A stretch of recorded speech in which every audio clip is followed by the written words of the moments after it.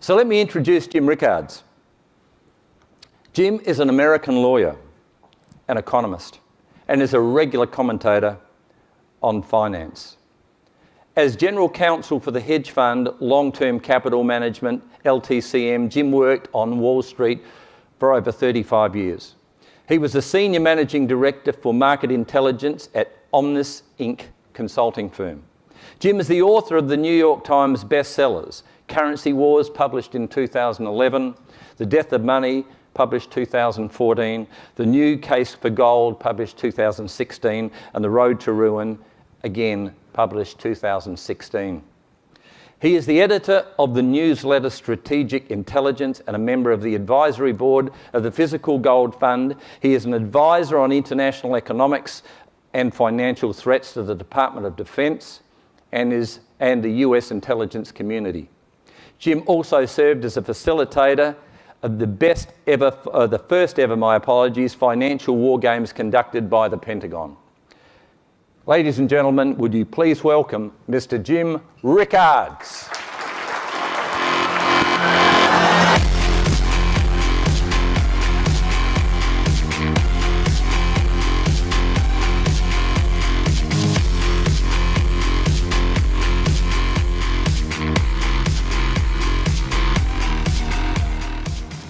Daryl, thank you for that introduction. It is a pleasure to be here in Adelaide today. There was a bit of a reception last night, and I made a few remarks, and I described what a beautiful city it was based on having driven around. I came into the airport, ran around to some of the suburbs, went over to West Lakes, and got a little bit of a view of things, and it was clearly a very nice city. But this morning, in the beautiful weather you've all experienced getting here, I had a little time to go out and walk around your river walk and the Torrens River, and I was just blown away. The architecture, the people, the river itself, the views. It's absolutely gorgeous city. I'm so glad I can add it to the list of places in Australia I've been. I've been coming to Australia since 1982, on and off for 35 years. Been able to get to Sydney and Brisbane and Melbourne and Cairn and Port Douglas and a few other places. Even been to Alice and Uluru, drove about 700 miles in the outback. So I feel like Australia is almost a second home, but getting to Adelaide sort of checks off another important stop on the list, and very, very happy to be here. And thank you all for coming here. I think we're in for a treat today, which is I'm giving a presentation. I never do the same presentation twice. When I say that, what I mean is, some of the slides we update, but they're always new slides. I take the old slides and add new points, so we always try to keep it very, very fresh. But I don't use a teleprompter or even an outline at this point. I'll just sort of speak extemporaneously, but I know the material fairly well. But the difference is that depending on the event sponsor, we'll have a presentation like the one we're doing today, and they'll say, well, you have a half hour, you have 45 minutes, or you have an hour, but we're going to do 40 minutes and 20 minutes of questions, as the case may be. And you make it work, but some of these slides are actually call for a little more in-depth explanation. But thanks to Daryl and the As Good as Gold team, I've been given an hour and a half to do this, which so make yourselves comfortable. But the good news is we're going to be able to drill down on every one of these concepts. We're going to be able to really, I think, explain this, how the monetary system works, how gold plays into it, how it connects with geopolitics, how all these things tie together, how there are events coming up sooner than later that will impact you, impact your investments, impact gold. We're going to talk about all that, and I'm kind of thriving on the luxury, if you will, of being able to do this on a slightly more extended format, in a more extended format. The other thing is we're going to do this presentation, take a little coffee break, and then I'm going to come back up for questions. So normally, sometimes we do it, and we have questions at the end while I'm at the podium. I love the questions. I get a lot out of it. I know that most people say, well, you have only got a chance to ask one question, so by definition, they're going to ask me or any speaker the most important thing on their mind. And that's very valuable to me because I learn a lot about what is on people's minds and what they're concerned about. And as I say, I love the interaction. I love meeting people. So we're going to do a long Q&A, but we're going to do it after the coffee breaks. This is, for now, They say fasten your seatbelts. I'm going to be up here talking for a while. I have done this for as long as 5 hours, by the way. I was invited to Kuala Lumpur by the former Prime Minister, Mohammed Mahathir. He was Prime Minister for, I think, 22, 23 years from throughout the 80s, 90s, and the early 2000s. And he put together a group of his closest associates, really the former central bankers, former cabinet ministers, the leaders of the Malaysian economy in tin, palm oil, various minerals, tourism, real estate, et cetera. And so we did about 5 hours. We did 3 hours, then they took 2 hours for mosque, and then we came back for 2 hours at the end. I didn't go to the mosque. I went to my room and took a nap and came back, but I was on my feet for 5 hours and was able to get through it. So I think we can do an hour and a half today. Anyway, very much looking forward to this. So with that, by way of introduction, let's just jump in. I call this gold the once and future money. That suggests two different time periods. Gold has certainly been money throughout the entire history of civilization. You all know that. 5,000-year track record. That's longer than any currency, longer than any stock, bond, or any other commodity you can think of where it served as money. And I say future money because I do see a world where gold will be money again in a primary role, really as a kind of part of a gold standard. And there are many, many ways to construct a gold standard. We'll talk about that a little bit. But I don't mean to suggest that gold is not money today. In fact, it is money today. I have occasion to talk to central bankers, members of the Board of Governors of our Federal Reserve System, people from the IMF, people from other central banks around the world. And of course, they would all have you believe that gold is not money, and they disparage gold, and they don't have a kind word to say about gold, or they blow it off if someone asks them a direct question. And then I say, well, that's interesting. Why does the IMF have over 1,000 tons of gold? Why does the United States have over 8,000 tons of gold? Why have Russia and China tripled their gold reserves in the last 10 years? Why does the European Central Bank and all the members of the Eurozone, not the EU, but the Eurozone, the 19 countries that make up the Euro, why do they have 10,000 tons of gold, more than the United States, if it's not money? Well, the answer is, of course it's money. They just don't want you to think it's money. They don't want you to focus on that because they want you to look at the other kind of money that they print and control and pay no attention to that man behind the curtain, as they say in The Wizard of Oz. So, of course, gold is money. The elites know it. You know it.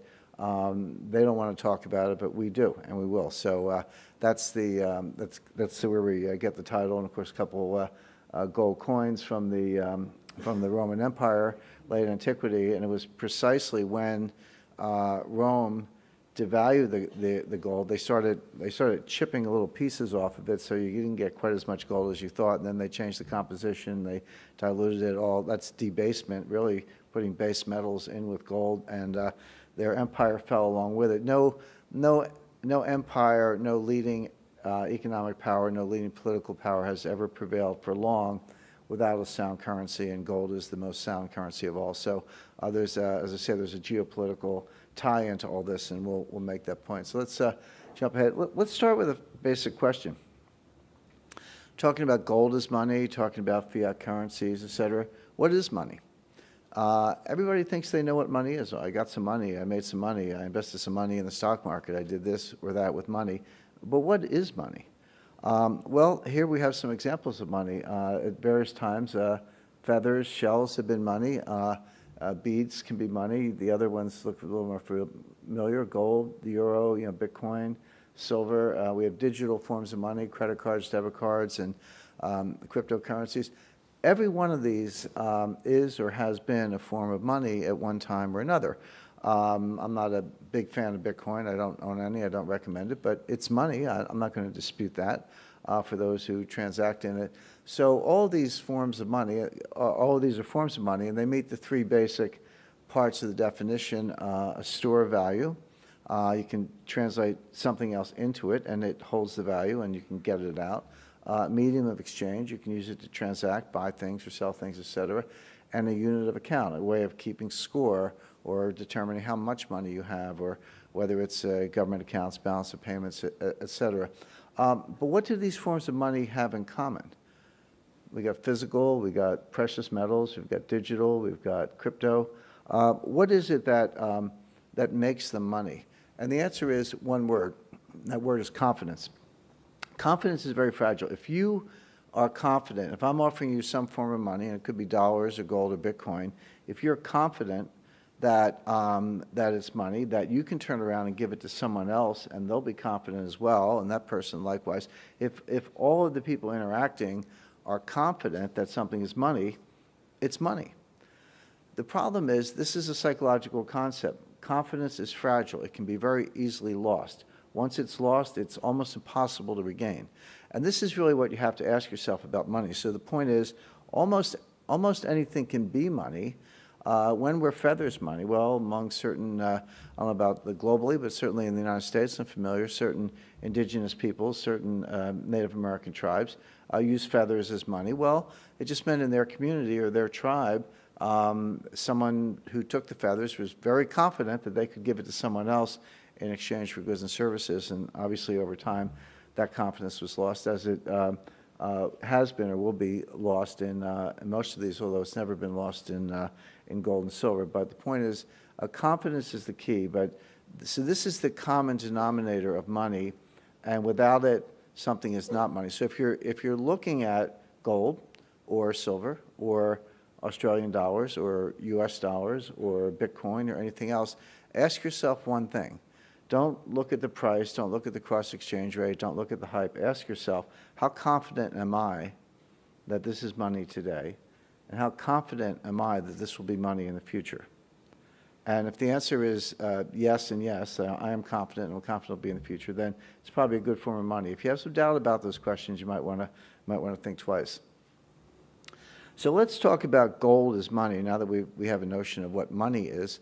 What about gold as money? Well, the elites, and you know, when I use the word elites, I'm not talking about some deep, dark conspiracy, you know, the Illuminati, people sitting around an oak table with hoods on their heads, etc. I'm talking about people we know. Christine Lagarde, managing director of the IMF, Janet Yellen, the chairman of the Federal Reserve Bank, Mario Draghi, chairman of the European Central Bank, you know, the heads of the central bank in Australia, someone like Mark Carney, governor of the Bank of England, but also chairman of the Bank for International Settlements, professors, people like Larry Summers, and others. It's a well-known group of individuals. It's not a large group, probably several hundred at the core and maybe a few thousand beyond that. But these are the global monetary elites. They tell you to a person, talk to any one of them, and I have spoken to a number of them, that gold is not money and you cannot have a gold standard. And you say, why? Why not? And they give you some objections, and here they are. They say, well, don't you know that there's not enough gold to support finance and commerce? We'd love to have a gold standard, but you know, the way the global economy is growing and 60 trillion of wealth and hundreds of trillions of payments and transactions, et cetera, there's just not enough gold to support all of that. We need paper money that we can, you know, what they actually have a word for it. They call it elastic. We need an elastic money supply to support a growing economy. And gold has some good features, but there's not enough of it. Okay. Second objection, the gold supply does not grow fast enough to support the growth. And so even if you had enough to start with, it doesn't keep up. You know, world growth you know, grows faster than the gold supply, and so it can't do the job. It's not, again, they use the word elastic, but you know, you do need to, if you're expanding the economy, you do need to expand the money supply to maintain price stability, and that's true. And they're saying, well, the problem with gold, it can't keep up. It doesn't expand fast enough. The third one, this is a favorite of Warren Buffett, gold has no yield. You know, I like gold, but it doesn't pay me any dividends. There's no interest. There's no, I don't get anything out of it. If I buy stocks, I get a dividend. If I buy bonds, I get interest, you know, et cetera. And gold just has no yield. And how are you going to get rich if there's no yield? You know, you get yield and compounds, and you know, you play the tax games, and this is why Warren Buffett's worth, you know, $80 billion, et cetera. So that's an objection. The other one you hear a lot from people like Paul Krugman and others is, you know, the monetary economists. Well, gold caused the Great Depression. It causes financial panics. That when we're on a gold standard, you know, they have this long list of panics, but the main one they go to is the Great Depression in the United States, conventionally dated from 1929 to 1940. And we can't have gold anymore because we don't want any more of these depressions. So forget that. And then the last one, this one you hear the most commonly, Gold has no intrinsic value. You know, I love when people say, you know, I'll be on TV or something, and the person you're talking to, you know, say, gold's just a shiny rock. I say, well, first of all, it's not a rock, it's a metal, so why don't you get that right? But it's just a shiny rock and has no intrinsic value, as if a paper dollar had intrinsic value. But the reason they're up here is that these are the objections you hear. So why don't we go through these one by one? Instead of taking them at face value, instead of being intimidated when someone throws this in our face, why don't we examine these? Why don't we look at facts, look at history, and do some analysis and see if any of this holds up? So let's take the first one. There's not enough gold to support finance and commerce. All right, well, let's do this empirically. So first of all, what is the money supply? What's supporting commerce? M1 money supply. Well, if you take the major economies, U.S., China, Eurozone, Japan, you could throw in Australia and Canada. It wouldn't change the numbers very much. There's $24 trillion of what's called M1, which is a broad definition of money. By the way, it's interesting that central banks, at least the U.S. Federal Reserve, but I believe this is true of central banks in the world, they have M0, which is base money. They have M1, which is base money plus checking accounts, and then they have M2, which is sort of base money plus checking accounts. I think they throw in traveler's checks and you know, money market funds and a few other things. Right away, it's like, oh, you got 3 different definitions of money? You don't even know what money is. So the fact that the central banks have multiple definitions of money tells you that they're playing games. But let's just take M1. That's a pretty good measure. It's $24 trillion. How much gold is there? Well, the official gold in the world is about 33,000 metric tons. So how much gold do you need to have a gold standard, right? Remember the objection, there's not enough gold to support finance and commerce. Well, how much gold would you actually need? Well, here we have to, in talking about the design of a gold standard, we have to make a couple assumptions. And people say, oh, I want to go back to the gold standard. And they pound the table, let's have the gold standard. And you say, well, what do you mean by gold standard? And they don't know what they mean. Well, every gold standard is some relationship between paper money and gold. It's some kind of relationship. But what is the relationship? First of all, how much money are you putting in your gold standard? Is M0, M1, M2? Makes a big difference. How much gold backing do you want? Well, an Austrian economist would say, you know, it's got to be 100%, 100% or nothing, you know. If you don't have 100%, you're using fractional reserve banking and all that. Historically, that's not true. The UK ran a very successful gold standard in the 19th century with 20% backing. At any one time, the Bank of England had about 20% physical gold to back up their banknotes. Throughout most of the 20th century, the United States ran a gold standard with 40% backing. It was actually the law that the Federal Reserve was not allowed to create money that was more than 2.5 times the amount of physical gold valued at a fixed price that was in the possession of the Fed or the U.S. Treasury. So you know, 2.5 times money means 40% gold backing. So I'm using the number of 40% because it seems conservative. It seems history says you can do it. 40% is high enough. Probably, again, our old friend confidence. You have to inspire confidence. So let's just take 40%. So if you have $24 trillion of money, which we do, and about 33,000 tons of gold, if you're going to back it 40%, you need $9.6 trillion worth of gold. That's just 40% of 24 trillion. So we need $9.6 trillion worth of gold. Well, I said there's 33,000 tons. I'm using 1,300 per ounce. You know, it fluctuates day to day. That comes to 1.5 trillion. Aha, not enough. We need 9.6 trillion. We only have 1.5 trillion. So are the critics right? There's not enough gold to support a gold standard? No. It's just a question of price. There's always enough gold. Whenever anyone says to you there's not enough gold for anything, say, there's always enough gold. It's just a question of price. You have to get the price right. What's the right price? Well, it's round numbers, about $8,265 per ounce. If you take the same amount of gold, 33,000 tons, at $82.65 per ounce, it comes to $9.6 trillion. Voila. There is enough gold in the world to support commerce, to support trade, to support payments, to support all the things people say they want. You just have to get the price right. And so, and by the way, I have a forecast, an intermediate-term forecast of $10,000 per ounce gold. You know, I don't know if any of you are hunters, but when you aim at a bird, you don't aim at the bird, you aim ahead of it, and the bird kind of flies into the bullet. By the time we get around to this number will be $10,000 because they're still printing They're still adding to the money supply. So the money supply is going up. The gold supply is not going up that fast. So it changes all the time. But if you update that, that would be close to $10,000 an ounce, and it's going to get there. So here's the point. I'm not saying there will definitely be a gold standard, let alone a gold standard tomorrow. What I'm saying is if you have a gold standard, if you have a loss of confidence in paper money, and you have to go to a gold standard to support the money system, support the monetary system, you have to get the price right, because if the price is too low, you create a very powerful deflationary bias, and you do cause depressions. That's true. But if you get the price right, it's not deflationary at all, and it works perfectly, and actually gives you a discipline on a going forward basis. So this objection falls down. When people say there's not enough gold, you can look at them and say that's nonsense. There's always enough gold. It's just a question of getting the price right. Let's go to the second objection. They say gold supply does not grow fast enough to support growth. Well, again, let's look at this empirically. So how much does the gold supply grow? Well, it's about 1.6% per year.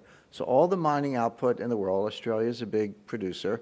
You know, throw in Russia and China and the U.S. and Canada and Ghana and a few other, South Africa and a few other places. All the gold in the world adds about 1.6% per year to the stock of gold. How much does the world economy grow? Well, it grows about 2.9% a year. That also fluctuates. In a good year, it could be 3.25. In a year like 2008, it might have been closer to 2. But, you know, that's a good estimate.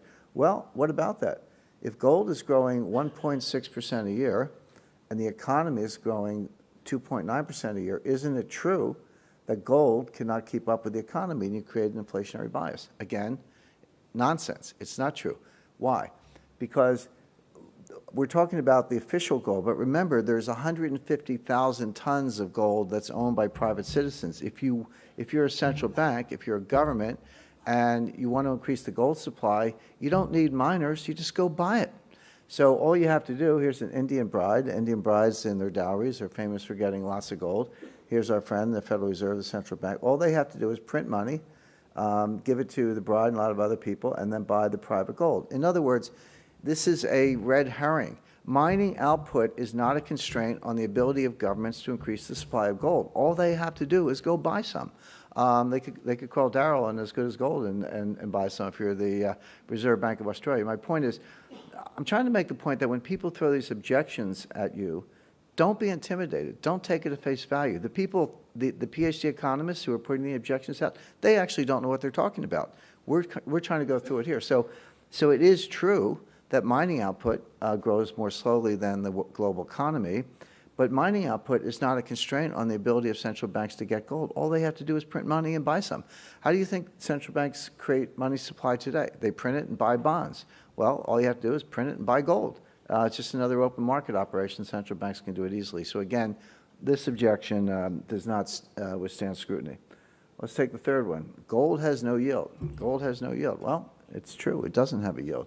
Neither do those banknotes on the right-hand side of the screen. In other words, reach in your pocket, pull out your Aussie dollars, your banknotes, or I got a few U.S. dollars stashed away in my briefcase. It doesn't have a yield. Why?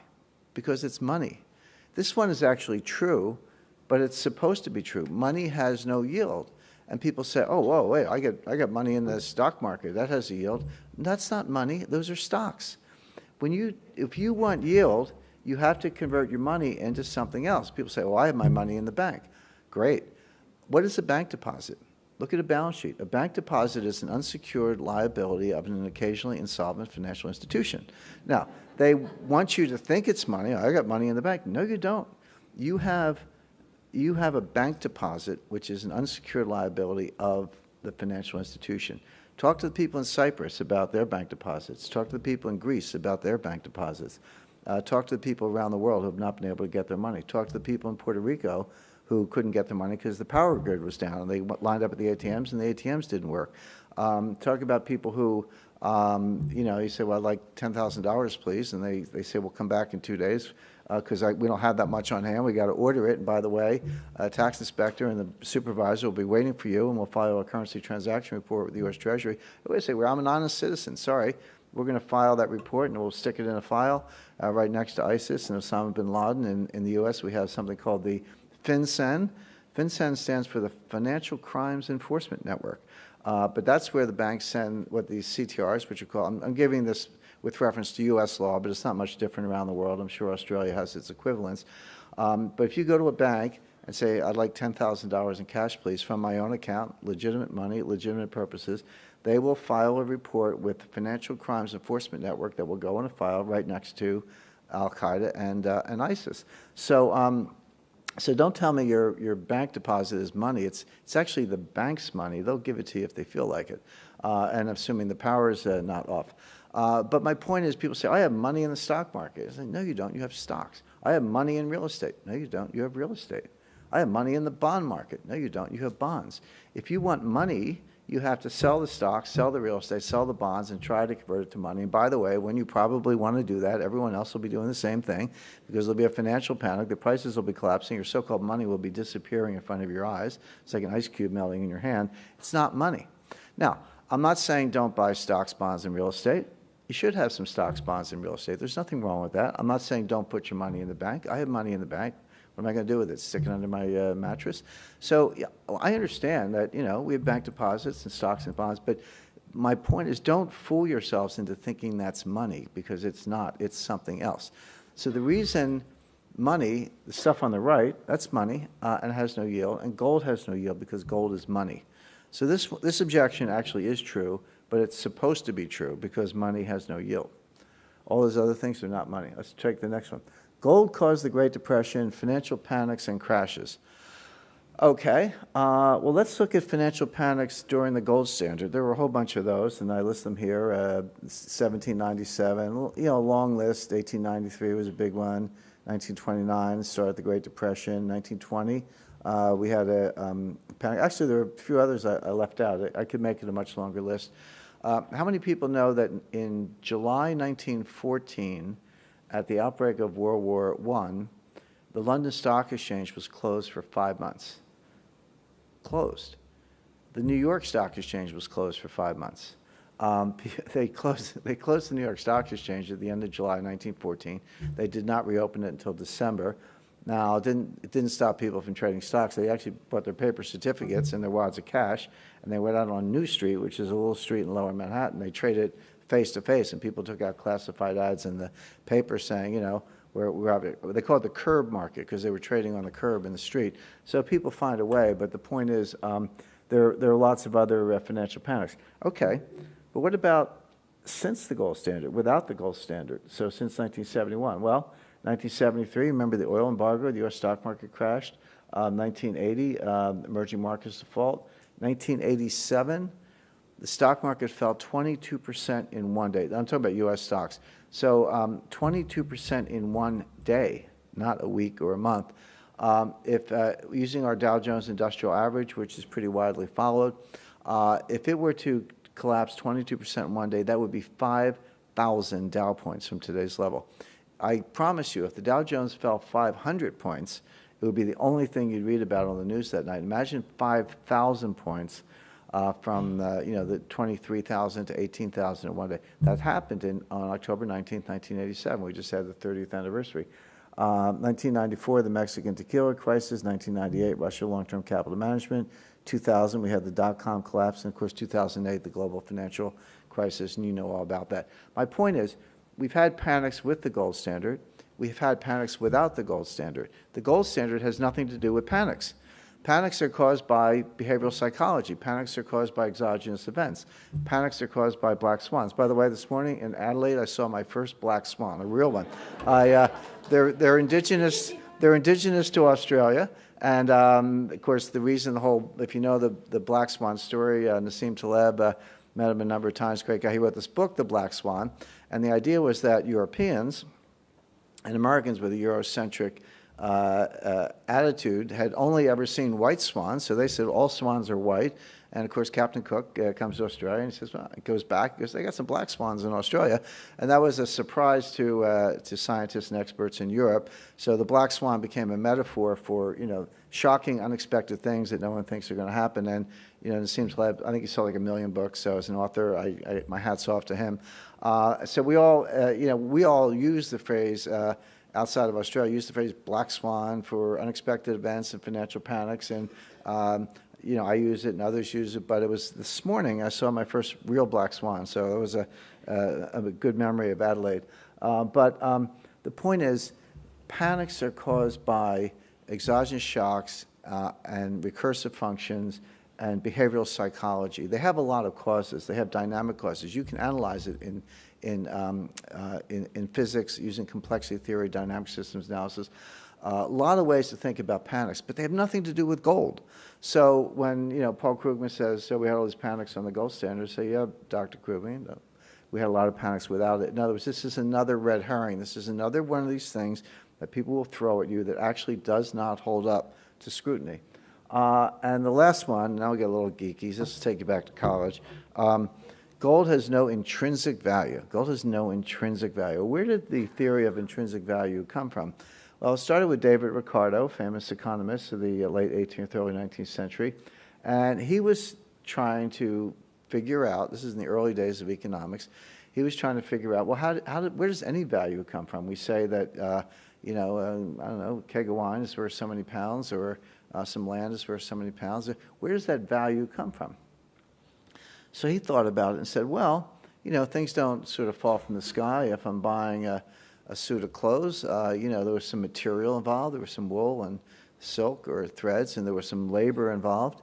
You know, somebody had to sit there and stitch it up and make it. And so if you add up the cost of the materials and the cost of the labor and add that together, that's the value of the garment. That's what he meant by intrinsic value. Look at what are called the factors of production, the inputs, figure out how much they cost, you know, add them up, and that's the intrinsic value of the goods. So that was Ricardo's theory. Along comes our friend Karl Marx in 1848. He said, yeah, he said, I think Ricardo was onto something. But, you know, those nasty capitalists, they own the means of production. You know, labor has its input and materials have their input, but you need the factory, you need the capital to build the factory. And those capitalists, they control the means of production, and they don't give labor their fair share. Labor is oppressed. And labor produces their own wage plus a surplus, and then the capitalists capture the surplus because they own the means of production. And this was called the surplus labor theory. Just a variation on intrinsic value, but he said, yeah, we have intrinsic value, but the capitalists get more than their share and labor gets less than their share. Of course, this is the basis of communism, and that's Marxian economics. Well, along comes Karl Menger. In the late 19th century, Karl Menger was the founder of the Austrian School of Economics, a professor at the University of Vienna, and then in subsequent decades, many distinguished graduates of the University of Vienna, from Joseph Schumpeter, Felix Sommery, Ludwig von Mises, and Friedrich von Hayek, many other Austrian economists. You're all familiar with those names. But this all started with Karl Menger. And he said, nonsense. The intrinsic value makes no sense at all. He came up with something called subjective value. And basically, I'm sure you've heard the expression, something is worth, but somebody will pay for it. In other words, it doesn't matter what the input factors are. It doesn't matter what the factors of production are. You can make anything, but if nobody's going to pay for it, it's not worth very much. It has no value. But if somebody's going to pay a huge premium for it, it has enormous value. In other words, that's called the subjective theory of value, which is something is worth what someone else will pay for it, and their subjective judgment. And this is the basis of free market economics. It's the basis of Austrian economics. And this is the one Austrian principle which has been adopted by all economists, Keynesians, monetarists, Austrians, modern monetary theorists. All economists of all stripes agree with Menger that subjective value is the way you value things. And that's why we have markets. That's why we have futures markets. That's why we have stock markets. It's called price discovery. Buyers and sellers come in and they hassle and they trade back and forth, and somehow they settle on a price. So the next time somebody says to you, you know, gold has no intrinsic value, you should compliment them on their firm grasp of Marxian economics, because their concepts have been obsolete for 140 years. So it's another one of these things that people say, gold has no intrinsic value. Say, yeah, that concept has been ridiculed and disregarded for 140 years. That's how out of date you are. It could be nicer than that, but you take my point. It's one of these objections that's not an objection because it's just not true. So let's summarize here. We have so not enough gold to support finance. Well, there's plenty of gold. You have to get the price right. Gold supply does not go fast enough, really. Well, who cares? Just go buy some. Gold has no yield. It's not supposed to. It's money. Gold caused the Great Depression. No, it didn't. That's a financial panic, and they happen with or without gold. Gold has no intrinsic value. Well, so what? It's a theory that has been disregarded by economists for 140 years. So in other words, none of the objections to gold stand up. None of the objections to gold apply. In fact, there are no objections to gold. There might be political reasons for not wanting to have a gold standard. I understand that. If you had a monopoly on something, would you want your competition to rise up and compete with you? No. And central banks have a monopoly on money printing. Why on earth would you want a gold standard to rise up and compete with you? By the way, they're very, very wary of Bitcoin. I said earlier I'm not a Bitcoin fan, but I can tell you the central banks, the IMF, governments are watching Bitcoin. They're getting ready to crush it because they view it as a form of competition. The way they're going to do that is launch their own cryptocurrencies on distributed ledger technology. That's not our subject for today. But the point is, if you're a central banker with a monopoly on currency, why on earth would you want gold to have a role? And so they come up with these canards. People go, oh, yeah, you're right. Gold has no intrinsic value. Not enough gold. It's nonsense. None of it's true. None of it's true. So hopefully, oh, by the way, the other one you hear all the time, I didn't make a slide for it, but they say, well, gold is a barbarous relic. How many people have heard that expression? Gold is a barbarous relic. We can't have. It supposedly comes from John Maynard Keynes. John Maynard Keynes actually never said that. I actually, in researching it for my book, The New Case for Gold, I had to go to a rare book dealer and get an original first edition 1924 copy of John Maynard Keynes' Theory of Money, because this phrase wasn't. I wanted to go back to the source and not rely on subsequent editions. And what he said, he used the phrase barbarous relic, but he wasn't talking about gold. He was talking about the gold exchange standard of the 1920s, which was a mess. It was a kind of gold standard, but a really bad one. And he said even today the gold exchange standard is a barbarous relic. Well, that's true. I agree with that. But he wasn't talking about gold. He was talking about this particular kind of very flawed gold standard. So again, people are not careful about that. So when you're talking about gold at a cocktail party and people try to give you one of these objections, now you can just shoot them down and buy them a drink. Okay, so let's talk about that's our history lesson. Let's move to the 21st century and talk about some more up-to-date reasons to buy gold. These are in addition to all the historical reasons. One is cyber financial warfare, the role of Russia, China, Iran, Syria, and North Korea, all of which have cyber armies, by the way, cyber brigades. Vladimir Putin has 6,000 highly trained computer hackers. They're Russian military, Russian intelligence. These are not criminal gangs. These are not teenagers in their parents' basement. These are, as I say, frontline Russian military brigades specializing in cyber warfare. They can hack your accounts. They can wipe out your accounts. They can shut down the power grid. They can shut down the central banks. And I'm not saying pull all your money out of the bank. I am saying take 10% of it out and buy some physical gold. The great thing about physical gold, you can't hack it. You can't hack it. You can't delete it. You can't erase it. The power grid could go down and the gold's still there. That's not true of the rest of your money. And to illustrate that, let's just take the case of Bangladesh. Bangladesh is one of the poorest countries in the world. You all know that. But they had a central bank. They had some reserves. And guess where they put their reserves? At the Federal Reserve Bank of New York. Now, I could argue, I think I would argue and hold to the fact that the Federal Reserve Bank of New York is the safest bank in the world. By the way, our Federal Reserve System, we have a Board of Governors in Washington, and Janet Yellen's the chairman, and Jay Powell's going to be the new chairman and all that. They supervise this, but our system is actually run through 12 districts, 12 regional Federal Reserve banks. They're in major cities, Boston, Philadelphia, Richmond, New York, San Francisco, Chicago. They're around the country. They're owned by the banks, by the way. A lot of people think the Federal Reserve System, our central bank, is run by the government. It's not. The president has a role in appointing the governors, but it's owned by the banks. But so I would say the Federal Reserve Bank of New York is the safest bank in the world. It's not to say that any banks are really safe, but they're the safest. So poor little Bangladesh puts their reserves on deposit at the safest bank in the world, the Federal Reserve Bank of New York. Guess what happens next? $85 million disappears, gone.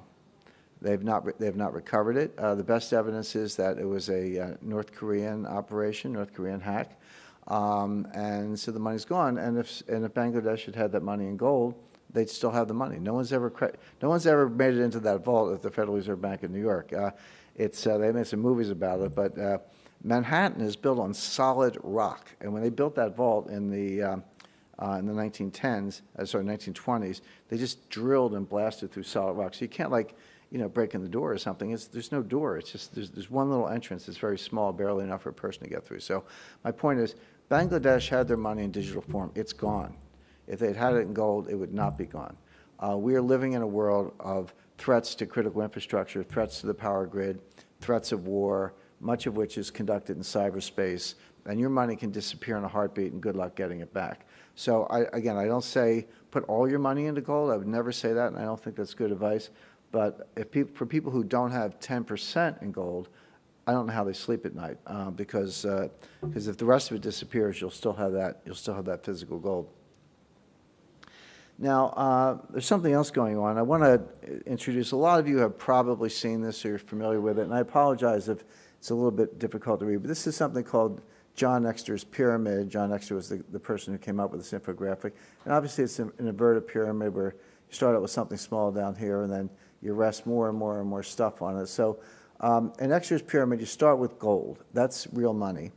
And then on top of that, you put some fiat money, central bank money. And then on top of that, you put bank deposits, bonds, money market funds, and other kinds of near money. And then on top of that, we have corporate debt, and then we have junk bonds, and then we have derivatives on the junk bonds, derivatives on the corporate debt, and then finally again more derivatives of derivatives, et cetera. And this slice here, actually the whole thing, is approaching $1 quadrillion. That's $1,000 trillion.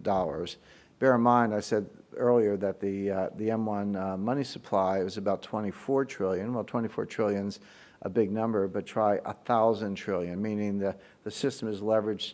The paper money system is leveraged at 50 to 1. Leave alone the fact that there's only a certain amount of gold under the paper money system. But this is Exter's pyramid. Now here's what's going on. This is physical gold. I'm not talking about gold futures, gold forwards, gold options, gold ETFs. I'm not talking about any other kind of gold. It's physical gold. This is shrinking. Now, the total amount of gold in the world is increasing, but the amount available to the monetary system is decreasing. I was recently in Switzerland. I met with, when I go to Switzerland, I don't really talk to the bankers. Sometimes I do, but I talk to the gold people. I talk to refiners. I talk to secure logistics people, people who run vaults, armored cars, who do deliveries, people who handle the physical gold. I talk to gold dealers. I've been to China recently. I spoke to the major bank gold dealers there, the major players on the Shanghai Gold Exchange. And I do this all over the world. And what they tell me when I spoke to the private storage, they said, well, we can't build our vaults fast enough. They're actually, the Swiss Army during the Cold War hollowed out some mountains, and they made these nuclear bomb-proof mountain fortresses. So if you dropped a nuclear bomb on it, nothing would happen inside. And they put provisions and troops and armaments and vehicles and all that stuff. Well, one by one, the Swiss Army is abandoning these, and they're kind of putting them up for auction. And the vault people are like, we'll take them. And they build security perimeters around them, and they're doing these deep buried mountain vaults. But I talked to one of the guys, head of precious metals at Loomis, which is one, they bought Viamat, which is one of the big secure logistics providers. These guys are the biggest in the world. They said, we can't build the vaults fast enough. They said, what's happening is that customers are taking their gold out of the banks, out of Deutsche Bank, Credit Suisse, UBS and others, and they're moving it to us. So when that happens, the total gold supply is unchanged. You take it out of the bank, you move it over to my friends at Loomis, the total gold supply is unchanged, but the floating supply went down. Because when gold is in private storage, when gold is in a private vault, it's not available to support this pyramid. You know, you need a little bit of real gold. If you're going to have a gold futures contract, you need a little bit of real gold. And if you're going to have a central bank, you need some gold. All the major central banks have gold. They don't like to talk about it, but they have some. So you need a little gold down here to support this. But what's happened is that this is shrinking. As I say, people are pulling it out of the banking system, putting it into private storage. So this pyramid looks looks like it could tip over. What's going to happen when this gets bigger and bigger and this gets smaller and smaller?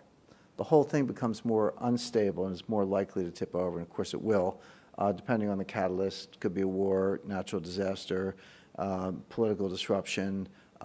It could be a lot of things, but the point is the instability is increasing. Now, on top of that, we're seeing the beginnings of a war on gold. And before I talk about the war on gold, I want to talk about the war on cash. And I referred to that a little bit already. Governments around the world are trying to get rid of cash. Why? Well, two reasons. Number one, they want to impose negative interest rates. So that's where you put $100,000 in the bank, and well, until recently, you put $100,000 in the bank, and if there was a 5% interest rate, you came back a year later, and there was $105,000 in the bank. They gave you 5% interest. A negative interest rate is when they say you put your $100,000 in the bank, you come back a year later, and there's only $99,000. That's a 1% negative interest rate. That's where they take your money away. That's what a negative interest rate is. This is happening. This is not some science fiction fantasy. It's happened in Switzerland, Sweden, Europe, Japan. They've all imposed negative interest rates. One of the reasons they say they do it is because, we want to get the economy moving. We want to get people lending and spending, and if we have negative interest rates, it's good to be a borrower because the bank pays you to borrow, and it's not good to be a saver because we're going to take your money away, and so people will go lend and spend and get the economy moving and increase nominal GDP and all that. Hasn't worked out that way, by the way. Now I'm digressing into a little bit of a technical economics lecture, but the evidence on negative interest rates is they have the opposite effect. You go through the looking glass. Specifically, people have lifetime savings goals. Their retirement, their kids' education, their parents' health care, their own health care, whatever it may be. If you take their money away with a negative rate, guess what people do? They save more. Like, well, I still got to meet my goals. You're taking my money away, so I better save more. And what signal does the central bank send when they impose a negative interest rate? Well, what they're saying is, we're worried about deflation. We want you to lend and spend to get inflation going. We're worried about deflation. Well, if you're worried about deflation, I'm just going to defer my purchases because that means prices are going down.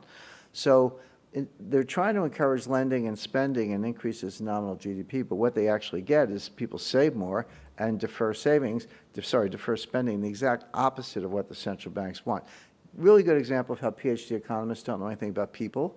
They know a lot about their theories, they know a lot about what goes on in the lab, but they don't know anything about how real people in the real world respond to these incentives or disincentives. But one of the reasons they want the negative rates, they have this view of the negative rates work, but they know that if you have negative interest rates, all I have to do to defeat that is go get my cash. So let's say we have two people, me and another person, we both have $100,000 in the bank, and you put on a negative 1% interest rate. So my friend over here does nothing. I go down to the bank, I get my $100,000, put it in a vault, put it in a safe place. 1 year later, I still have $100,000 and my friend has $99,000. In other words, the way an everyday citizen can beat a negative interest rate is just take your cash out of the bank. Well, what if there was no cash? See, that's the thing. They're trying to get rid of cash so they can impose negative interest rates so they can take your money. And this is what I mean by the war on cash. When you slaughter pigs, the first thing you do is herd all the pigs into a pen and then take them into a chute and you slaughter them. That's what they're trying to do to savers. They're trying to force everybody into one of a small number of big banks. All the little banks are going away. The big banks are getting bigger. Force you in, no more cash. You have to have a digital account, and then they'll slaughter you with negative interest rates. So that's the plan. It's taken a while to work out. Again, we've seen concrete examples of this. The Australian Parliament about a year ago proposed getting rid of the 100 Australian dollar bill. They still have them, although I noticed the ATMs only give me 50s. But anyone got a 100 Australian note on them? Well, you can tell me later. But the point is, they're trying to make those go away. The United States, until the late 1960s, had a $500 bill. I remember as a kid, they weren't common. I didn't get one for allowance, but I saw some $500 bills. They got rid of the 500 in 1968. Therefore, the biggest bill was 100. But interestingly, the value of the $100 bill in 1968 compared to today, it's lost 80% of its purchasing power. So a $100 bill today would have been a $20 bill in 1968. So they don't even have to tell you that you can't have a $100 bill. All they have to do is make it worthless, and pretty soon, eventually it'll be worth $1. Look at India. Of course, you all know what happened there just about a year ago this month or last month. They woke up one day and the two most popular forms of money were illegal. You went to bed and you woke up and the 5,000 and 2,000 rupee notes were illegal. And I said, you got any? Well, come down to the bank and put them in, and we'll give you a digital account, and you can pay for it with your iPhone. Oh, by the way, the tax guy will be waiting behind the counter to ask you where you got the money. And the Indian economy almost collapsed overnight. It was a complete disaster. On top of the sort of idiocy of doing that, they said they knew that they were going to introduce a new rupee note, a larger denomination rupee note. But so we're getting rid of all the old ones because we want to force all your people to open digital accounts. They got the engravers to print the new notes. They were the wrong size for the ATMs. So they couldn't even, they had to go out and reprogram every ATM in India. It's a lot of ATMs to get those to work. So those things didn't work for a while. So it was complete and utter chaos. By the way, it turns out that the vast majority of all the rupees that were turned in, completely legitimate. These were not tax evaders or money launderers or drug dealers or whatever. They were just farmers and fishermen and villagers and housewives and people with a dowry and others who just preferred cash. They had a preference for cash. What a crime. So, but as you go around the world, you see this more and more. It's talked about, it's studied, it's happening. There is this full-scale war on cash. Well, I have a simple answer for the war on cash. If it gets bad enough, if you actually do make it 100% digital, if you get rid of all the paper notes, just get some gold, right? Because right now, and I tell people, right now, you can take cash and go buy gold. Nobody is stopping you. Nobody is stopping you. But there may come a time when there is no cash. Can't have it. You got a digital card. Oh, you want to buy gold? Well, not only is the government monitoring that transaction, maybe completely legitimate, but Big Brother is watching. But you may find that you can't get the gold either, that they begin to regulate that. So the time to get your gold is right now. That's a solution to, so you can't have a war on, there is a war on cash for the reasons I mentioned, which are negative interest rates. But you can't have a war on cash without having a war on gold, because if you eliminate cash, people will just switch to gold. That's easy. So you got to come after gold too. So right now is the time to get your gold. All right, so let's switch a little bit to economics, and I think this will come back to our main subject. The Federal, I'll use the Federal Reserve. It's I know it's America's central bank, but look, the U.S. dollar, for better or worse, is 60% of global 60% of global reserves, 80% of global payments. Almost 100% of all oil shipments. This is changing, but for now, oil is priced overwhelmingly in dollars.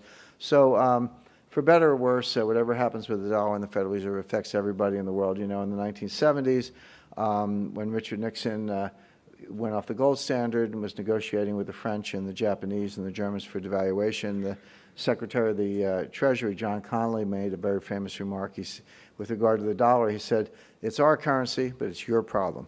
And that was how he negotiated with the Japanese. He's probably right about that. So let's talk about the Fed a little bit as a kind of a global benchmark. They have a conundrum. The world wants to deflate. There is very little doubt that the natural state of the world today, when I say natural, I mean unaffected by central bank intervention, unaffected by manipulation, unaffected by policy, that the world wants to deflate. And there are reasons for this. Demographics are one. Any economy, the notional value of the output of any economy is simply the sum of who's working and how productive are they. Now, you can slice and dice GDP any way you want, but it's actually that simple. How many people are working? How productive are they? If a lot of people are working and they're productive and those are growing, you're going to have a booming economy. If the population is flat or declining and productivity is going down, you're going to have a sinking economy. Well, look around. The population of Japan is declining. The population of Russia is declining. The population of China is flatlining.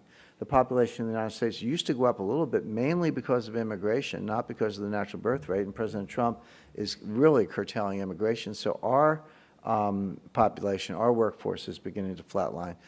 Same thing in Europe. This is happening all over the world. Of course, the places where population is booming is Africa, but they don't have the productivity or the capital, at least yet, to kind of pick up the baton and run with it. So you have that, the demographic vector.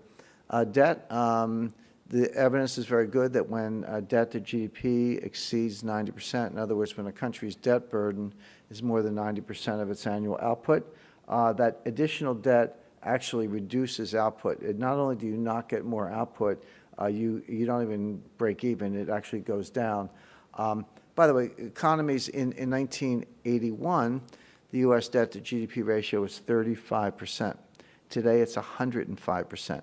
The research is pretty clear that 90% is a red line. When you go past 90%, you're in this death zone where you cannot borrow and spend your way out of the debt spiral. You're just going to default. It's just a matter of time. But all the major economies are there. China's worse. Europe's worse. Don't even get me started on Greece. Italy's worse, et cetera. Japan is far worse. So all these companies, I said U.S. is 105%, which it is. Japan is about 240%. So these countries are all in the death zone. They cannot borrow and spend their way out of it, and more debt just makes the problem worse. So debt is a drag on growth. Deleveraging, again, after 2008, remember for Americans at least, the global financial crisis of 2008 came very soon after the dot-com meltdown of 2000 when the NASDAQ, one of our major stock indices, dropped 80% between January 1st, 2000 and the end of 2001, dropped 80% from the 5,000 level to below 2,000. And of course, it was worse in 2008. And when people are in distress, they sell assets to get money to pay off their debts. So they're just deleveraging. What happens when you sell assets? Price goes down. So now you got to sell more assets. By the way, when you sell assets and the price goes down, your debt doesn't go down. Your debt stays the same. So you got to sell more and more assets to pay off the debt. That's a deleveraging spiral. Irving Fisher wrote a short monograph on this in the 1920s called The Debt Deflation Theory of Great Depressions. But that evidence is very good. And the last one is technology, and I don't need to explain this. You all know your laptops and your iPhones and your iPads and a lot of other things are a lot cheaper now than they were not that long ago. Some prices are going up, I get that, but a lot of prices are coming down. Textiles, clothes, they're practically giving some of this stuff away. So demographics, debt, leveraging technology create a naturally deflationary world. But central banks cannot tolerate deflation. Central banks cannot have deflation. Why?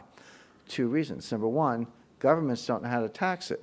So let me give you a very simple example. So let's say you make $50,000 and you go ask your boss for a raise and the boss says, okay, I'll give you a 10% raise. Now you're making $55,000. But let's assume prices are constant. So in my example, your salary went up 10%, $5,000, but the prices are the same. But what does the government do? They come along and take half of it. They take half. They know how to tax that $5,000 raise. They take roughly half of it depending on the country. But imagine another scenario where you're making the same $50,000. You go ask your boss for a raise. Your boss says, you crazy? You're lucky I don't fire you. Get out of here. You're still making $50,000, but prices drop 10%. Prices drop by $5,000. Well, you're richer. You're better off. You're making the same $50,000, but the price of everything, movie tickets, gas at the pump, food at the store, et cetera, is less. So your standard of living went up. You're richer. But guess what? Governments haven't figured out how to tax that. They know how to tax the gains from inflation. They don't know how to tax the gains from deflation. So what do governments think of deflation? They hate it because they can't tax it. So that's one reason governments cannot tolerate deflation. It actually destroys, it increases the real value of debt and destroys the tax base, which ultimately destroys the power of government. So they're not going to allow it. So you have this situation where the world wants to deflate, but central banks and governments cannot allow it to deflate for the reason I mentioned. There are other reasons as well. So they have to fight back. Well, how do they do that? Well, what's in the toolkit? Well, you know the list. Zero interest rate policy, negative interest rate policy, quantitative easing, Operation Twist, forward guidance, pause, helicopter money, currency wars. These are all different ways of trying to create inflation. The central bank, well, certainly in the United States, but central banks of the world have tried every one of them in the last 10 years, and it's not working. But that just means they have to try harder. So we're in this world where, think of it as two, familiar with tectonic plate theory. It's not theory, it's pretty good science. So you have one tectonic plate, coming in from the Pacific Ocean, and we have another tectonic plate that's the continental U.S., and they're pressing up against each other. And right where they press up, that's a fault line. It's where earthquakes happen. And they can appear to be very stable for a long period of time. So you have the deflationary vector and the inflationary vector. Not much is happening right now, but that dynamic instability is going to snap. Same way you have an earthquake. I went out not long ago, took a tour in the desert out in Coachella Valley, California, and my guide took me out to the San Andreas Fault out in the desert. And you can actually see it because it's a little crack in the earth, so there's some water that percolates up. So there's a strip of greenery, some trees and stuff in the middle of the desert. Well, that's the fault. And I'm a wise guy, so I went out and I put one leg on each side of the San Andreas Fault, and I stood there, and nothing was happening. But that doesn't mean it was dynamically stable. That doesn't mean I wasn't in a very dangerous position. It doesn't mean that an earthquake isn't coming. Of course, it's extremely unstable just because it's not shaking on any given day. And that's the way you should understand prices today. Not much is happening, but there are powerful deflationary and inflationary forces pushing against each other, setting up a major break which could go either way. So this is the dilemma that the central banks are facing. Now let me take that dynamic which I just described, and this is what I call the Mick Jagger theory of economics. Mick Jagger and the Rolling Stones had a song, "You can't always get what you want." And my point is central banks want inflation, but they can't get it, at least not so far. People say, well, how could the Federal Reserve print $4 trillion? Where's the inflation? Well, I'll explain that in a second. So let's spend a second with the quantity theory of money. By the way, this is PhD level economics, but it's really easy, I promise. So the quantity theory of money, we have this equation, MV equals PQ. Well, M is the money supply. Let's see, how much money is there, okay? V is the velocity of money. What's velocity? Well, that's turnover. So let's say I go out tonight and I'm feeling good, and I go to the bar and I have a drink and I tip the bartender, and the bartender takes my tip and takes the taxi home and tips the taxi driver, and the taxi driver takes the tip money and goes to a gas station and buys a tank of gas. My dollar has velocity of 3. We supported $3 of transactions, the bar tip, the taxi tip, and the gasoline, $3 of transactions on $1. That's velocity of 3. But what if I don't feel so good? I stay home and watch TV. My money has velocity of 0 because I didn't spend it. And I like to remind people that $4 trillion times 0 is 0. In other words, if you don't have velocity, you don't have an economy. So velocity is a psychological concept, but that's what it is. And then there's the price index, that's inflation or deflation, and Q is the real GDP. So that's the increase in nominal GDP minus inflation. So look at how much you actually grew, subtract the inflation part because that's not real, and what's left is real.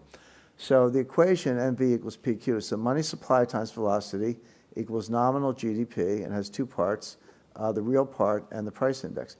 Well, that makes sense, right? How much money is there? How much does it turn over? Multiply one by the other, and that's the gross notional value of your goods and services. And if some of it's inflation, that's not real.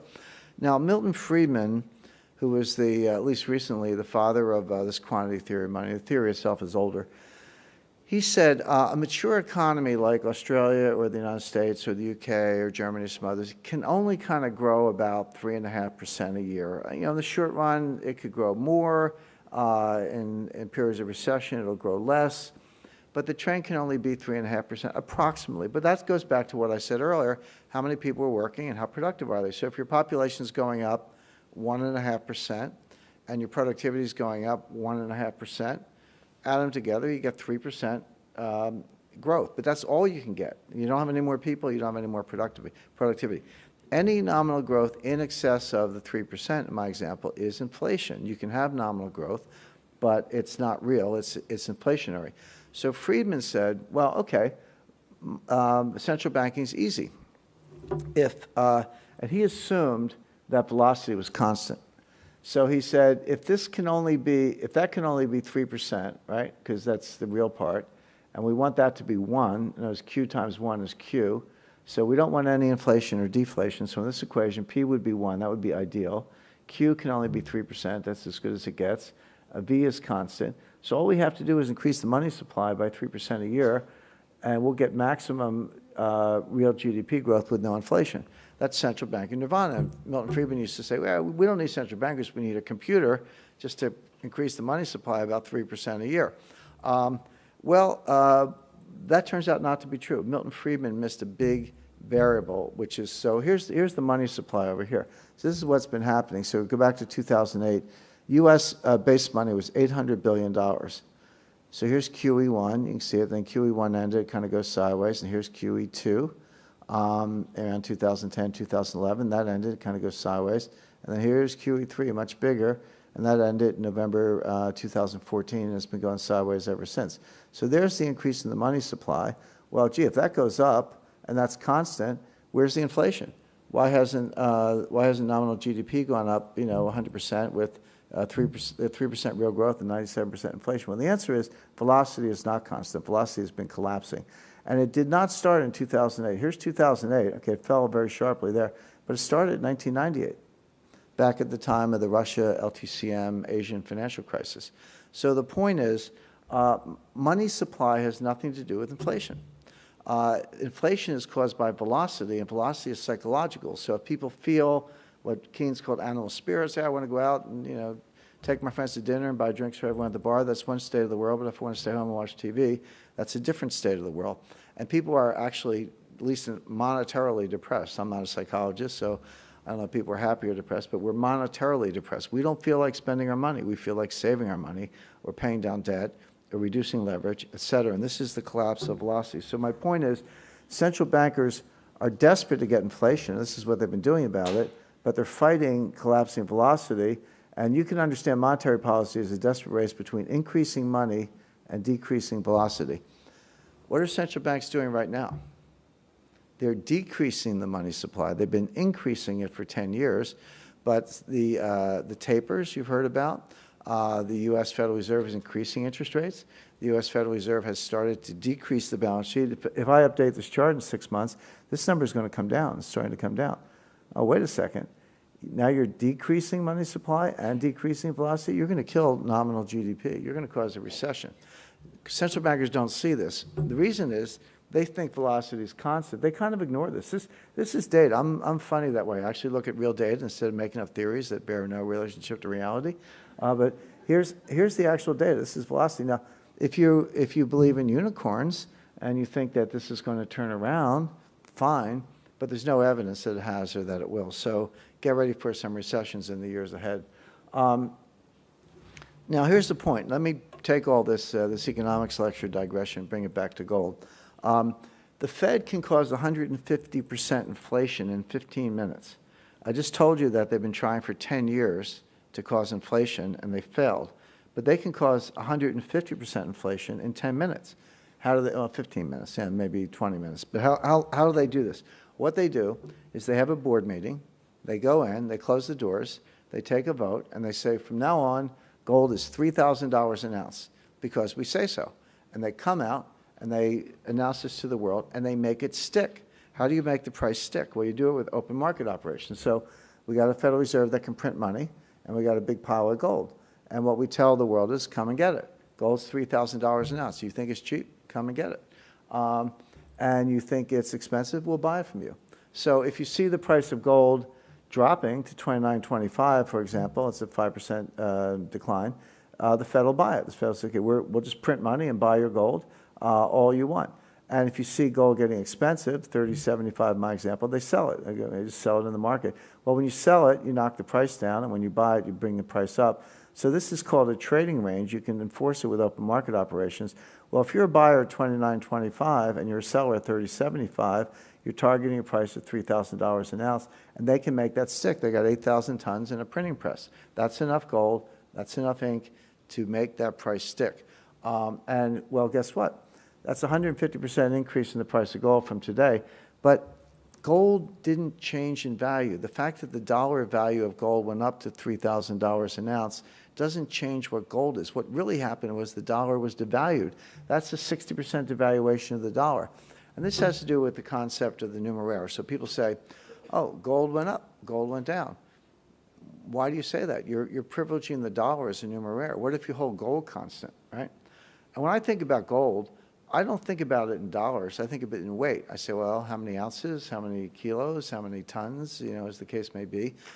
To me, that's the right way to think about gold. That's making gold the anchor either of a central bank monetary system or your own personal monetary system. I tell people, you don't have to wait for governments to go on a gold standard.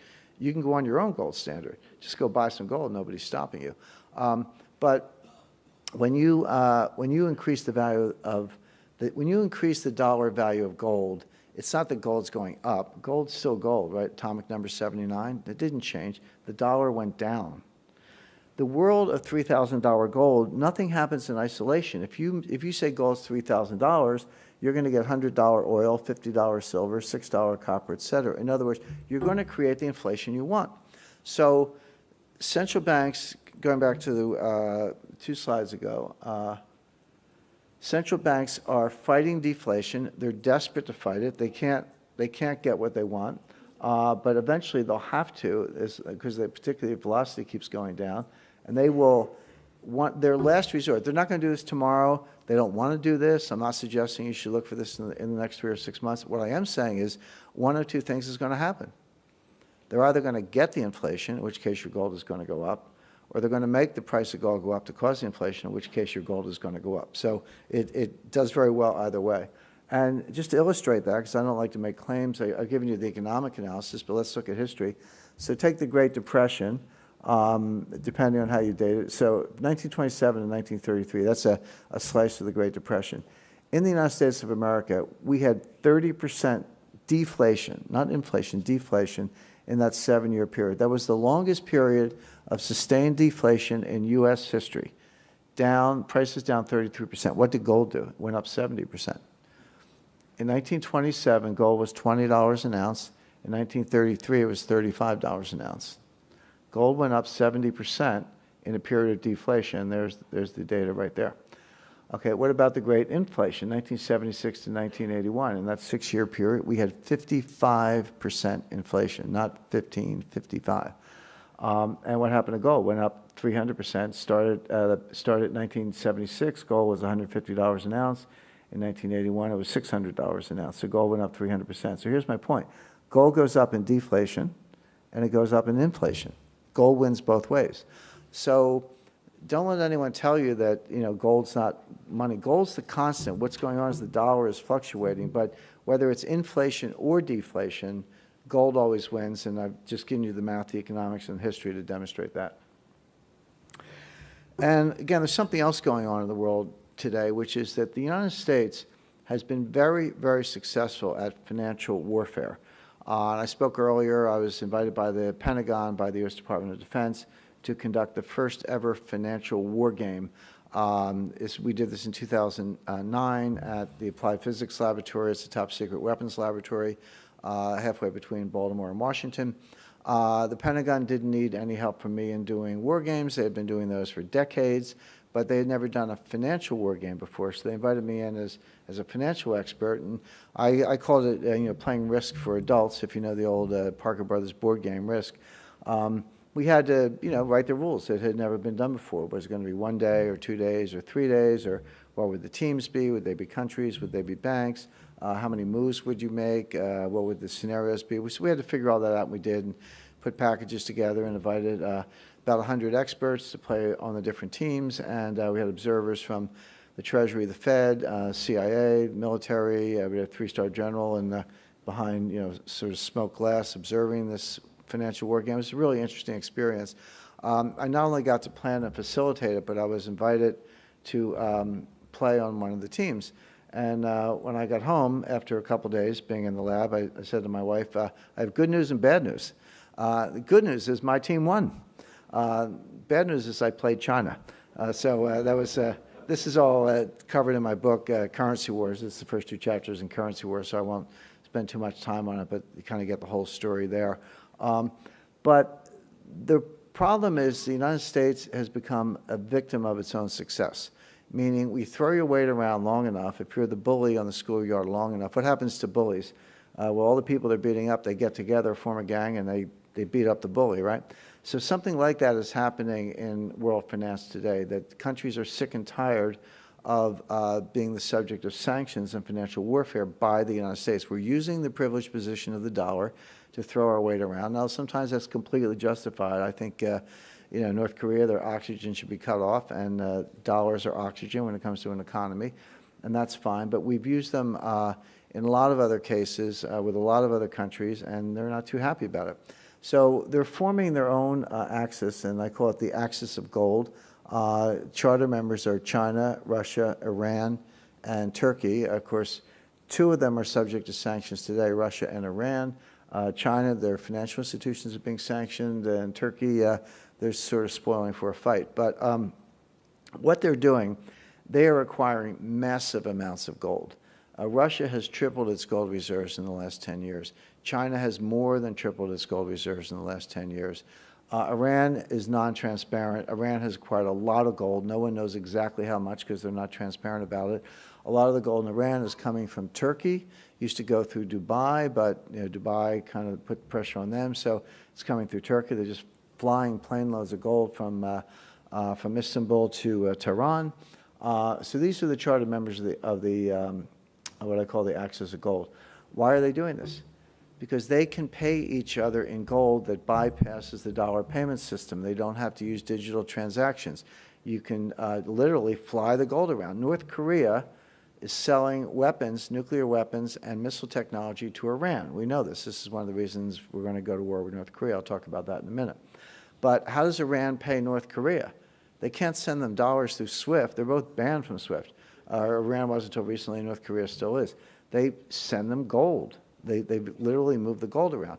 Now, they're taking that a step further, which is they're building a distributed ledger technology platform. A distributed ledger technology used to be called the blockchain. Now the new word for it is distributed ledger technology, or DLT. Don't confuse this with Bitcoin. Bitcoin is a particular currency on a distributed ledger. But forget the currency. Focus on the distributed ledger. That's the technology. I don't think Bitcoin has much of a future, but distributed ledger definitely does. Russia and China are building their own DLTs. They're going to have their own cryptocurrencies. They call it a Putin coin or a Xi coin or whatever you want. But the point is, they will be able to put the gold in a central depository, somewhere in Siberia maybe, and then pay each other in gold-backed digital tokens to settle accounts without actually moving the gold around. And what's interesting about this is the dollar is nowhere in sight. There's no more dollar payment system. There's no more dollar numeraire. You don't have to go through FedWire or SWIFT or Treasury or any Western bank or anything that we control. We can't interdict you. We can't stop you. It's encrypted. It's private, et cetera. So that right now they're moving physical gold because, again, you can't hack it. You can't shut it down. You can't. I guess you can shoot a plane down if it's being delivered. That's an act of war. But right now they're settling up in physical gold, but they're moving quickly to a place where they'll have a gold depository, and they'll just keep the gold there, and they'll move ownership of the gold back and forth using their own private cryptocurrencies on a distributed ledger technology platform. So the future of cryptocurrencies isn't Bitcoin. It's the kind of coins I'm talking about. But the important thing is it bypasses the U.S. payment system. Well, I say, okay, if Russia and China and Iran and Turkey are buying gold, good enough for them, it's good enough for me. That was if the biggest, most powerful players in the world are acquiring gold as fast as they can to build a new digital gold-backed currency, why wouldn't you have some gold? The U.S., by the way, I've discussed this with U.S. Treasury officials. I tell them the same thing I'm telling you. It's not like, it's the same thing, right? Except they either don't pay attention or they laugh at you or whatever. So the U.S. will be the last to know, but this is very well documented and it's happening. So let's talk a little bit about North Korea. We've got about 15 minutes left. We're in the home stretch here. I want to talk about what's called the logic of war, what the French call les logiques de guerre. The logic of war is not the logic of diplomacy. It's not the logic of economics. It's not the logic that most people apply to problem solving. It's a logic of its own. Wars happen usually not because anybody wants a war, but because two sides misapprehend the capabilities and intentions of each other, and they just get it wrong in some fundamental way. This is the path we're on today. So let me just take, what is Kim Jong-un thinking? The intelligence community assesses that Kim Jong-un is not crazy, and I agree with that. He's not crazy. He thinks about things differently than we do or others do, but he's not crazy. Here's what Kim Jong-un is thinking. He looks around the world and he has 4 data points. Muammar Gaddafi of Libya, Muammar Gaddafi of Libya had a nuclear weapons program. He gave it up because he wanted to normalize relations with the West. Mike Morrell was the deputy director of the CIA, goes to Tripoli. Gaddafi hands him the keys. We remove the fissile material. We remove the centrifuges and the equipment. No more gold standard. What happens next? We invade. He gets killed. He gets a bullet in the eye. Saddam Hussein had a nuclear weapons program. He did not in 2003 when we invaded, but he did in 1989. That's not disputed. And he gave it up. What happened? We invaded and killed him. He got hanged. Ukraine had nuclear weapons left over from the Soviet Union. They gave them up, sent them back to Russia. What happens? Putin invades, he takes Crimea and half of eastern Ukraine. The Iranians have a nuclear weapons program. They did not give it up. They're still standing. They're still in charge. So Kim Jong-un says, well, this is easy. If you give up your nuclear weapons program, they invade you and kill you. And if you keep your nuclear weapons program, they don't mess with you. So he says, I'm better off with my program than without it. I'm better off with the nukes and with the missiles. And all the Western experts are saying, don't you know you're taking a risk? Don't you know this? He's like, no, I'm better off with it because you won't mess with me. And he has a lot of history to back it up. And then, of course, President Obama, dealing with the Syrians, told Bashar al-Assad several years ago, if you use chemical or biological weapons, there's going to be a high price to pay. You're crossing a red line. A few weeks later, Assad uses the weapons. We didn't do anything. By the way, there are 2 rules of diplomacy. Rule number 1, never give an ultimatum. Rule number 2, if you give an ultimatum, back it up. Like if you break rule number 1, don't forget about rule number 2, back it up. Obama broke both rules. He gave an ultimatum and he didn't back it up. U.S. credibility was shot. So Kim Jong-un's sitting there saying, well, I got Libya, Iraq, Iran, and Ukraine that tells me I ought to keep my weapons, and you Americans are bluffing. You know, you're sick of war and so forth. So he thinks he's fine. So all this Western analysis that this guy is an idiot or crazy or making, it doesn't hold up. He's actually acting in a very rational way.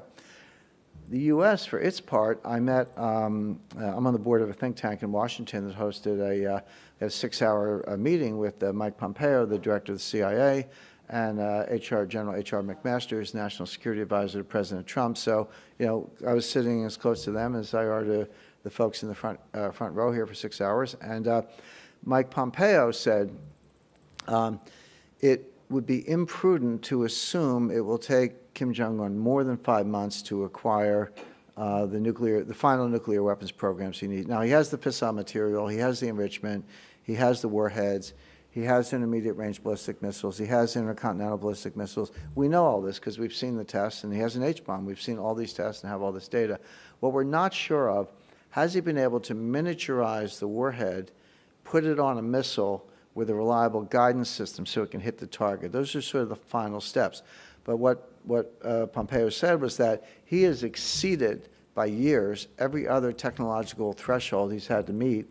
It would be, and these are his words, not mine, it would be imprudent to assume it will take him more than 5 months to cross the finish line and have a nuclear-tipped ICBM arsenal that can decimate the United States. So there's your outside date. He said this to me on our group on October 20th. So by March 20th, he's going to cross the finish line, if not sooner. General McMaster then said, and used the word acceptance in reference to, will the United States accept North Korea as a nuclear power? And you talked to the elites. Again, I talked about monetary elites earlier, but the foreign policy elites, people like Strobe Talbot, Richard Haas, people in the Council on Foreign Relations, the editor of The Economist, all the big brains. They say something like the following: the United States cannot attack North Korea because the costs are too high. They're going to, unleash on South Korea.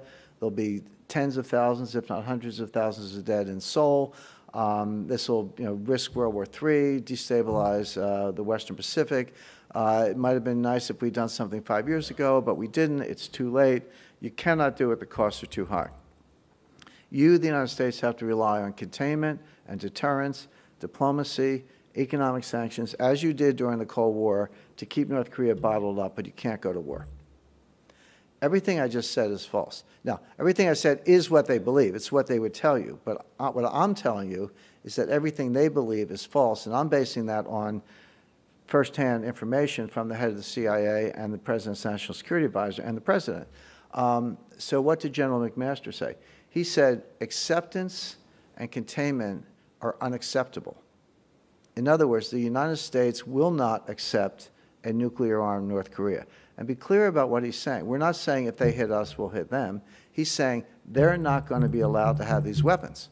So you have the following situation. Kim Jong-un is going for it. He's in what's called breakout mode. He's not even trying to be clandestine or surreptitious. He's just going for it. He's like in American football, he's like Tom Brady in the red zone going for a touchdown. He's just going for it.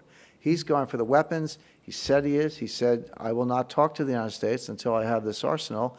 Then I will talk to them peer-to-peer and nuclear power to nuclear power.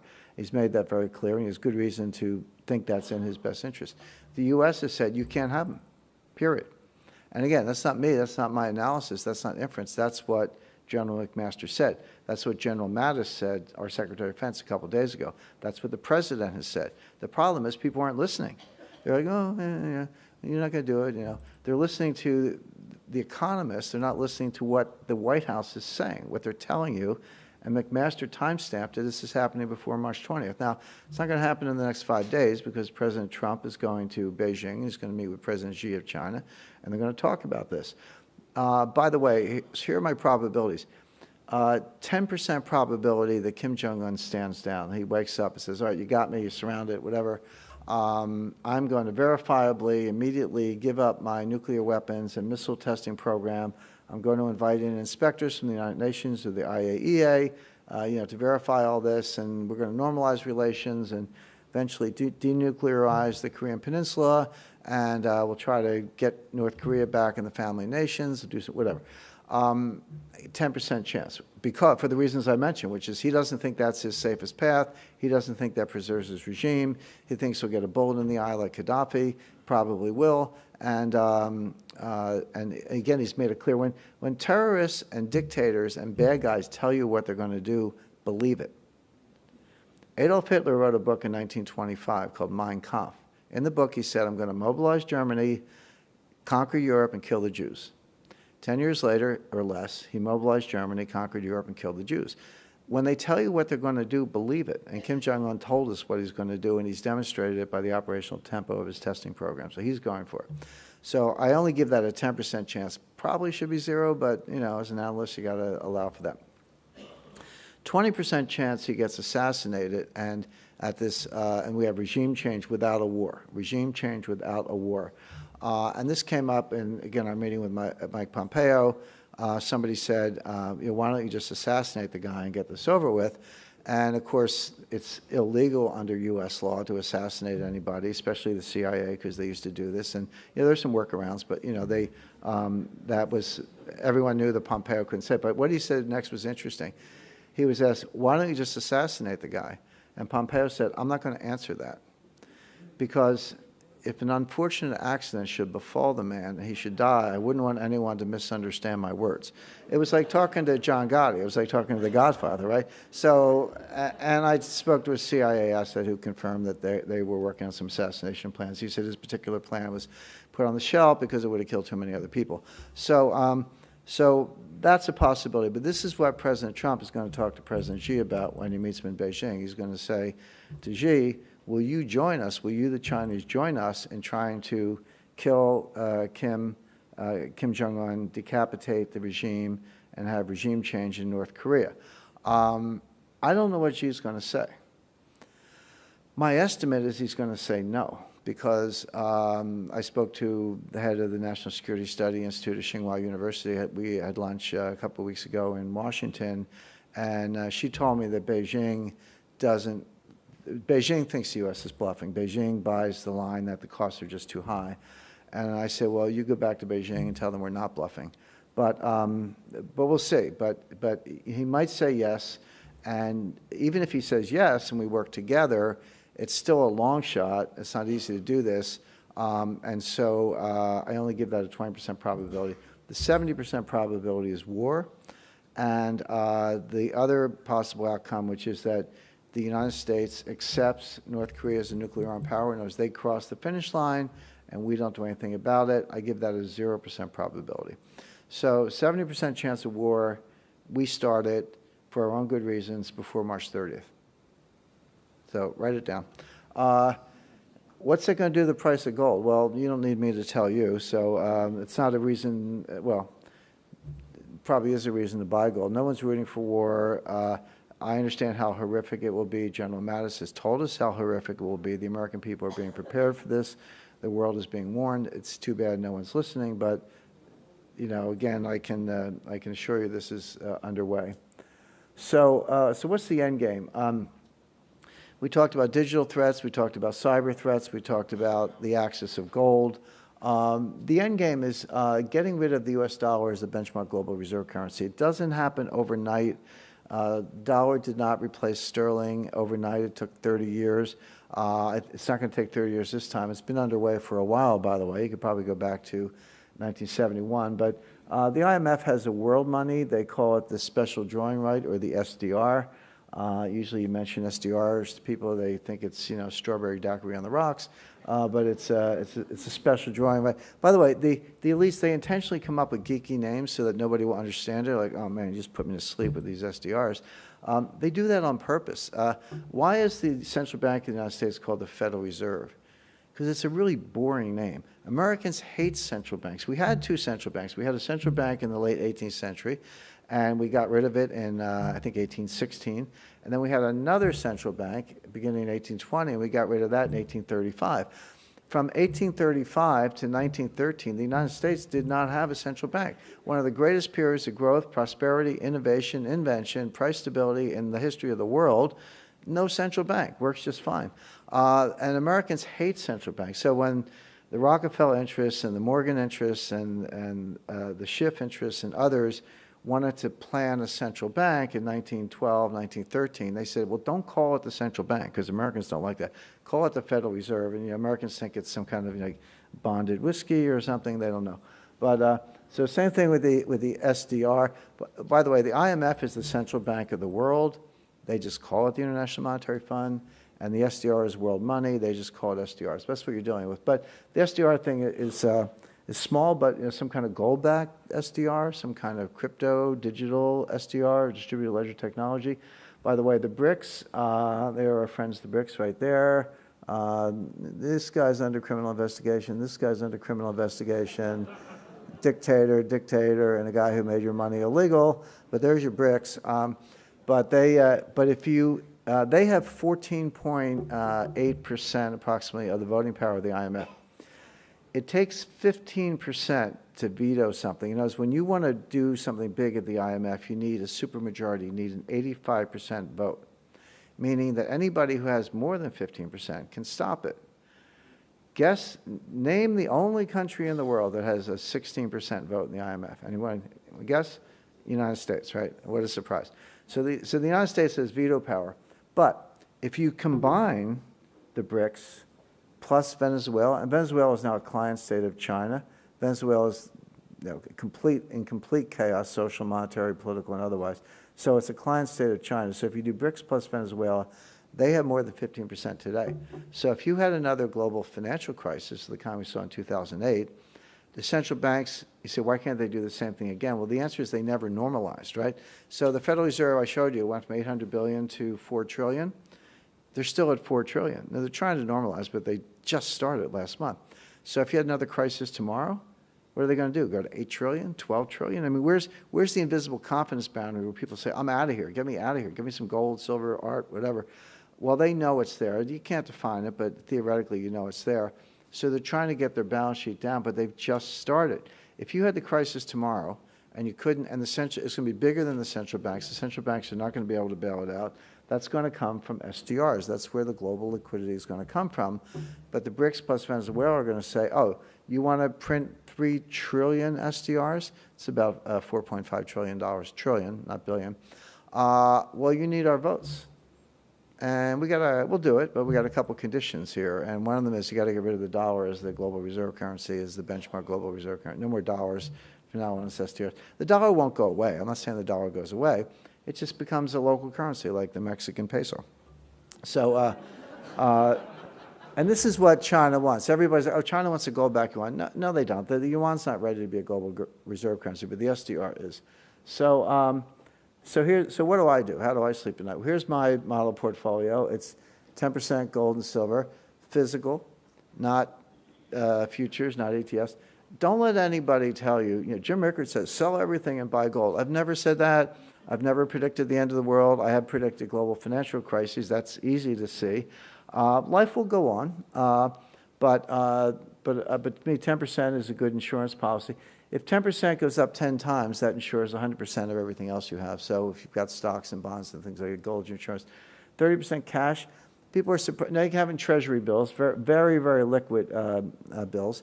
People say, Jim, I'm surprised to hear you say you have cash. Aren't you the guy who wrote a book called The Death of Money?